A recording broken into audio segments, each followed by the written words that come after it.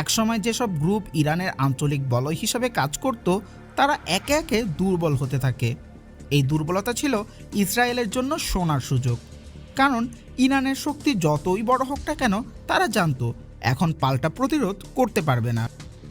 2025 সালের শুরুর দিকে আন্তর্জাতিক পারমাণবিক সংস্থা IAEA জানায় ইরান তার ইউরেনিয়াম 60% মাত্রায় সমৃদ্ধ করেছে, যা অস্ত্র তৈরির ঠিক আগের ধাপ।